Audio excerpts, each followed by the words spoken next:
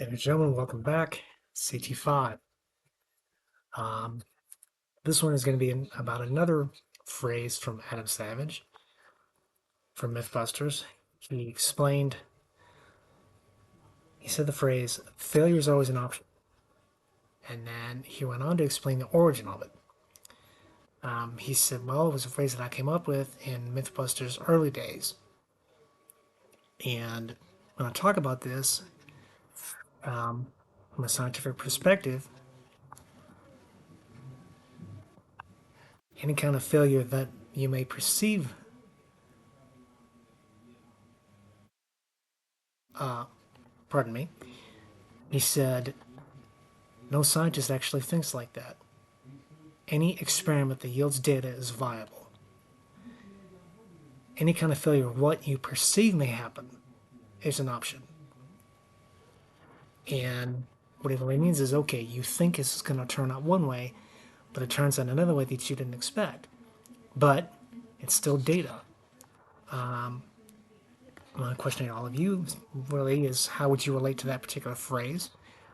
And what, I guess you could say, use the term category of quote unquote failure was,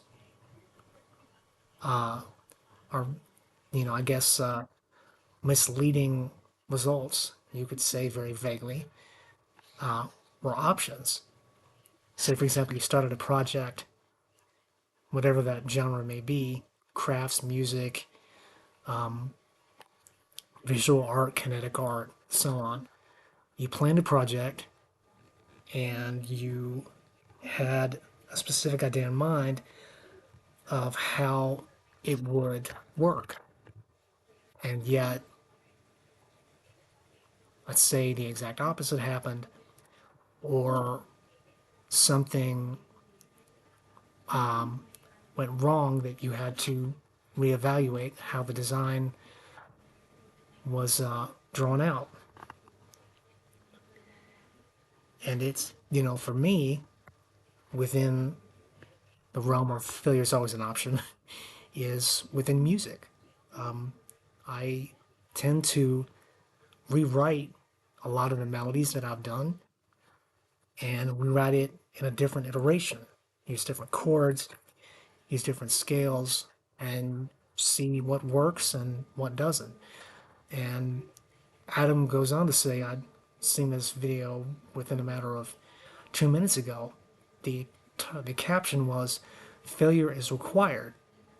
And I think, from my interpretation of that, is in order to learn something, trial and error is better than no trial at all.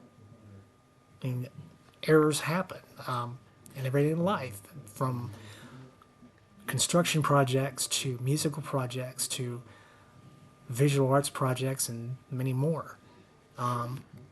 Another question I may ask is, what adaptations due to your disability have helped make you better?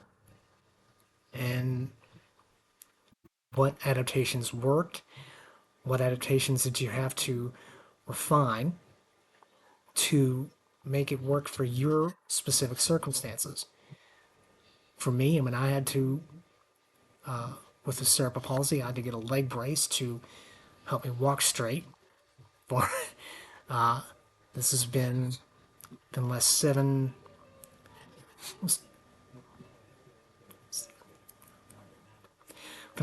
years. Those are the 7 years first 7 years of my life that I was able to walk straight, because I have an inch deviation in my right leg and I have angle deviations within my right foot due to the CP. And so, what the leg brace allowed my foot to do was fix it in a straight position, thanks to the pressure of the particular shoelaces. The brace went inside the shoe, and the shoelace helped tighten it down to hold it into place. And so every time I had to walk somewhere, I've had to wear the braces to make sure that I'm not injured.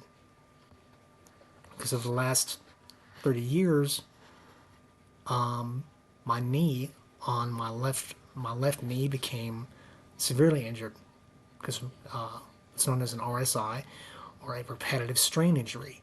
Because what happened over 30 years was my left leg always hit first because it was longer, and so I was 36 at the time when I got the brace, and I'm very thankful I did because it allowed me to walk straight for the very first time in my life without any strain on my left side, and it's worked ever since.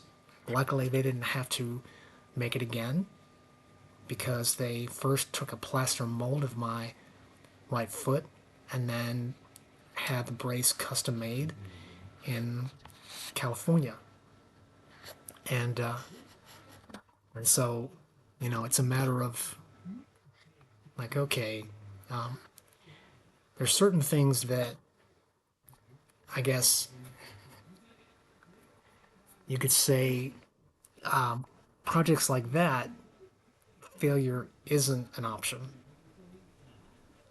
because you don't want to make something and have a, within the medical field, you don't want to make something and have it not be the right size, have it not be the right shape, and so on, especially when it comes to disabilities and the challenges that are faced with them.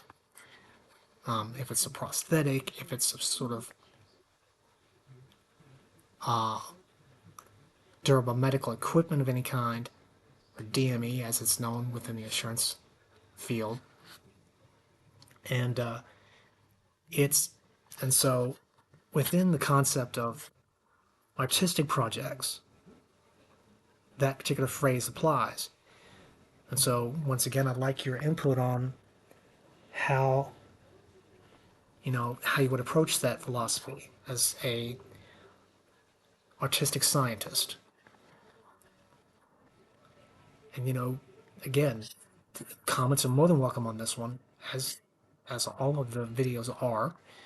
And I'd love to get together with you on video, whatever platform that may be, and kind of discuss these and come to, understand one another as far as our disabilities are concerned and gain an education on both ends.